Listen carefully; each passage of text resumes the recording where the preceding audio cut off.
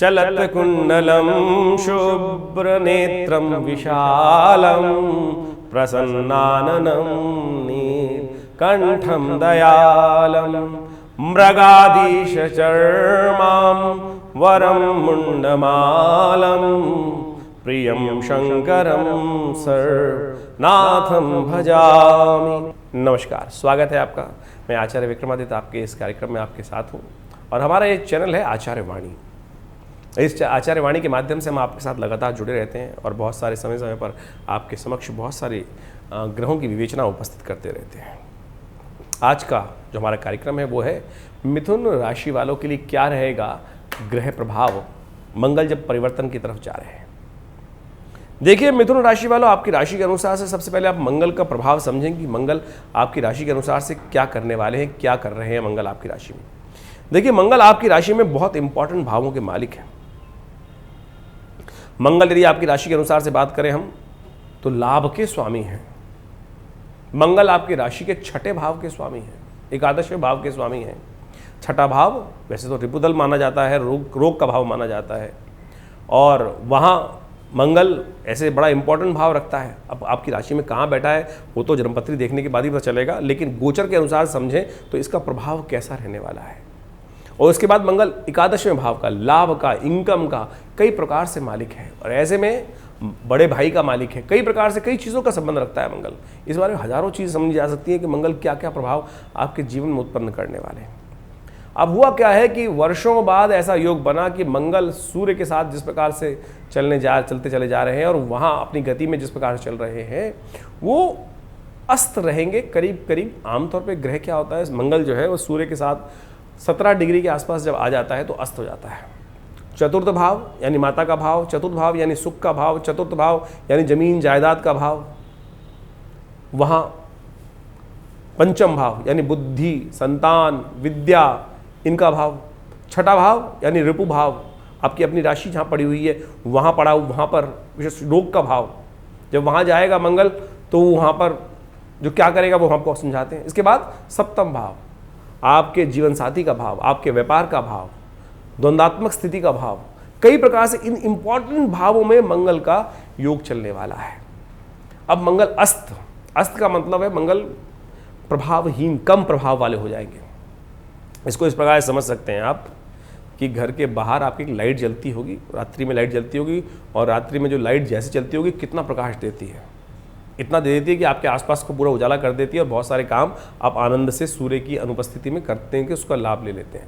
लेकिन जब जैसे ही अरुणोदय उदय होता है, सुबह सुबह सूर्योदय होने के योग बनते हैं तो उस समय वो लाइट जो है वो धीरे धीरे निष्प्रभावी होने लगती है और जब मध्याह्न का समय आता है तो बिल्कुल निष्प्रभावी। कितना ही बड़ा बल्ब लगा लो, सोलर बड़ी लाइट लगा लो, वो भी पता नहीं चलेगी कहाँ चली गई। तो ऐसे में क्या हुआ है कि सूर्य के बिल्कुल सन्निकट जब आकाश मंडल में चलते हुए सूर्य के बिल्कुल उस ओरा के अंदर मंगल आ गए हैं और मंगल वहाँ पर दिखने बंद हो गए हैं, अस्त हो गए हैं। इसका मतलब दिखने बंद हो जाते हैं तो अस्त मंगल को। अब इसको ऐसा ना समझें कि कई लोगों ने ज्योतिषी विज्ञान के अंतर्गत अभी बोलना शुरू कर दिया है। एक महान हमारे पंडित जी हैं ज्योतिषी, जो टीवी पे आते हैं, ज्योतिषी विद्वान, वो कहते हैं मंगल अंधा हो गया। अरे भाई सर्वज्ञानी महाराज, मंगल हैं कौन पहले आप ये समझ लें। आप कह रहे हैं भगवान अंधे हो गए। जी हाँ, मंगल भगवान हैं। कैसे हैं वो मैं आपको समझा देता हूँ, जिनको पता ही नहीं है वो भी समझ लें मंगल कैसे हैं। मंगल हैं कौन, कब उत्पन्न हुए, इसके बारे में भी कथा है। मंगल के बारे में भारतीय संस्कृति सनातन पद्धति में हर चीज़ के उद्भव अंत का एक व्यवस्था बनाई गई है। उसका कारण निवारण सब चीज़ समझाने का प्रयास किया गया, कैसे उद्भव हुआ, कैसे। कहा जाता है कथा के अनुसार से कि जब सती माँ भगवती उमा जबरदस्ती भगवान शंकर के मना करने पर भी दक्ष के यज्ञ में पहुँच गई और वहाँ जाके देखा कि भगवान शंकर का अपमान हो रहा है तो क्रुद्ध होकर, शुद्ध होकर भगवती ने वहाँ क्या किया, अपने आप को उस यज्ञ, दक्ष के यज्ञ में अपने आप को हवन कुंड में समर्पित कर दिया। सती हो गई। ना तो पिता को त्याग सकती थी, ना पति को त्याग सकती थी। स्थिति कैसी समझी उन्होंने, एक ही लगा कि भगवान को ही समर्पित सब कुछ कर दें। कहा जाता है कि जिस यज्ञ में शिव को स्थान नहीं दिया था वो यज्ञ विध्वंस हो जाता है और वही हुआ कि माँ भगवती स्वयं सब समर्पित होगी तो यज्ञ ही विध्वंस हो गया। भगवान शंकर ने उस समय में जब उनको ये भान हुआ तो क्रोधाग्नि में उन्होंने जो पसीना उनका गिरा उससे वीरभद्र को उत्पन्न किया। पृथ्वी पर जो पसीना पड़ा उससे वीरभद्र उत्पन्न हुआ और वो वीरभद्र जाकर उस दक्ष के यज्ञ को विध्वंस कर देते हैं। उनको आज्ञा होती है कि जाकर यज्ञ को विध्वंस करो। उस यज्ञ को विध्वंस करने के बाद कहा जाता है कि विध्वंस करने के उपरांत माँ भगवती को लेकर भगवान शंकर के पास उपस्थित होते हैं। उसके बाद कथा लंबी चलती है, लेकिन भगवान शंकर के आशीर्वाद से वही वीरभद्र आकाश मंडल में बाद में स्थित हो जाते हैं। आकाश मंडल में और मंगल के नाम से जाने जाते हैं। आज भी जब योग बनता है मंगलवार और चतुर्थी का, तो अंगारक चतुर्थी का योग बनता है। उस अंगारक चतुर्थी में मंगल का जन्म दिवस होता है। तो जो लोग कह रहे हैं कि मंगल अंधा हो गया तो मूर्खता की बातें करते हैं। उनको ज्ञान विज्ञान के बारे में कुछ पता ही नहीं है। भारतीय विज्ञान को समझें। अगर मूर्खतापूर्ण आप ज्योतिष का इतना अनधिकार चेष्टा करके आप कुछ कर लेते हैं कि भगवान को भी अंधा कहने की बात कर सकते हैं, तो समझे ज्योतिष के अंदर कहा गया है कि मंगल जब कोई भी ग्रह सूर्य के आसपास आ जाता है तो अस्त हो जाता है। अस्त का मतलब है प्रभाव कम हो गया, दिखना कम हो गया, आकाश मंडल में दिखना उसका कम हो जाता है। सूर्य के पास प्रकाश में आके ओझल हो गए हैं, ऐसे में उसका प्रभाव कम हो गया ग्रह का। अब ग्रह का प्रभाव कम होने से क्या कुछ प्रभाव उत्पन्न हो रहा है, ऐसे में कई विचित्र विडंबनाएं बन गई हैं साहब। मैं आप यहाँ ये विषय नहीं था लेकिन फिर भी लेना चाहिए विषय। कई लोगों ने तो ज्योतिष को बिल्कुल ऐसा बना दिया है कि वो बिल्कुल मतलब नास्तिकता की पराकाष्ठा हो गई योग के अंदर, ज्योतिष के अंदर। उपाय करने के नाम पर क्या क्या कर देते हैं कि ये बेच दो, ये ले लो, ऐसा ले लो, वैसा ले लो, इसको कर लो, लेकिन मूलभूत कारण ही नहीं पता है। तो आप समझे प्रत्यक्ष रूप से कि हम समझाने जा रहे हैं आपको क्या कुछ प्रभाव उत्पन्न होगा। और 17 नवंबर तक वहां चलेंगे तो क्या कर सकते हैं, पंचम भाव किसका, सीधा सीधा प्रेडिक्शन है। मैं कोई प्रपंच की बात नहीं कर रहा हूं, सीधी तरह से हम बताने का प्रयास करें। पंचम भाव बुद्धि का भाव है, पंचम भाव बुद्धि का स्वामी, वहां पर बुद्धि भाव में आएंगे तो क्या बुद्धि को कम चलाएंगे आपकी, वहां पर विशेष तौर पर कष्ट देने के योग दे देंगे, संतान के साथ संबंध को खराब करने के योग दे देंगे। तो ऐसे में विशेष तौर पर आपको ध्यान रखना पड़ेगा काफी कुछ। ऐसे में विशेष तौर पर कष्ट दे सकते हैं, आयु के संबंध में, स्वास्थ्य के संबंध में कष्ट दे सकते हैं, आपके पिता के साथ पिता के स्वास्थ्य में खराबी लाने के योग दे सकते हैं। तो ऐसे में विशेष तौर पर ध्यान रखने की जरूरत है। रात को नींद खराब कर सकते हैं, आपकी नींद में बेआरामी हो सकती है, आपको नींद आने में कंफर्टलेसनेस हो सकती है, रात को इंसोम्निया की शिकायत हो सकती है। ऐसे में आपको जब मंगल वहां अस्त होकर चलेंगे तो खास तौर पर ऐसे में कुछ उपाय आप कर लें तो ठीक हो सकता है। ऐसे में क्या होता है कि विशेष तौर पर अपने सिराने एक पानी का गिलास रखें उसको ठीक करने के लिए, और उसके बाद सुबह उस पानी को उठाकर किसी पेड़ में डाल दीजिए। ये उपाय छोटा सा कर सकते हैं, इसको आपको कष्ट निवारण करने का रास्ता बन सकता है, इसको छोटा सा उपाय करने के बाद। और जब मंगल कन्या राशि में चल रहे हो तो एक उपाय कर लीजिएगा, रोज एक काम करें, दूध का दान कर दिया करें।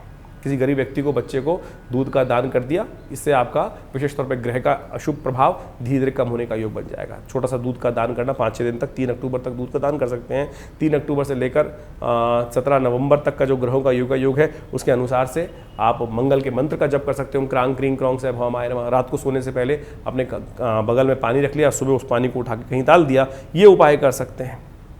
एक बात और ध्यान रखिएगा, आपके खासतौर पर पार्टनरों का ध्यान रखिएगा। आप नौकर को जो आपके अनुचर हैं उनका ध्यान रखिएगा, उनके साथ संबंध खराब होने के योग बन सकते हैं, वो आपको कुछ ना कुछ झटका दे सकते हैं, धोखा दे सकते हैं। ऐसे में ये मंगल का प्रभाव है, इनका भी ध्यान रखिएगा। अपने बड़े बुजुर्ग घर में जो हैं उनका विशेष तौर पर ध्यान रखने की ज़रूरत है। धन संबंधित बातों में विशेष तौर पर ध्यान रखने की ज़रूरत है। कहीं ना कहीं आपकी बुद्धि के द्वारा कहीं ना कहीं जो सही टाइम पे बल्ब जलेगा नहीं, वहाँ नुकसान दे सकते हैं। तो उसको ध्यान रखने के लिए मंगल के मंत्र का नित्य प्रति जप, ओम क्रांग क्रीं क्रौंग से भवामाय नमः, इसकी एक माला रुद्राक्ष की माला से बैठकर नित्य प्रति जप लीजिए, इसका प्रभाव थोड़ा कम हो जाएगा।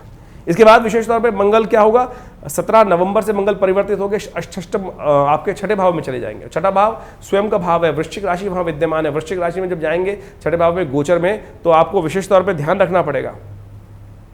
उस समय आपको विशेष तौर पे ध्यान रखते हुए कार्य करना है, क्योंकि मंगल स्वग्रही है, वहां जाके स्वास्थ्य के मामलों में दिक्कत देने के योग दे सकते हैं। स्वास्थ्य का ध्यान रखने की जरूरत है। शत्रु आपके खिलाफ कुछ षड्यंत्र रचने का योग बना सकते हैं। तो इन सब बातों को ध्यान रखते हुए कार्य करने की जरूरत है। एक काम कर लीजिएगा, उस समय एक छोटा सा खाना खाएं, जब भी भोजन करें आप, उसका पहला ग्रास निकालकर कौवे के निमित्त बाहर डाल दिया कीजिए। सुबह पहला भोजन जब भी कर रहे हैं तो छोटा सा एक ग्रास टुकड़ा निकाला और बाहर कौवे को डाल दीजिए।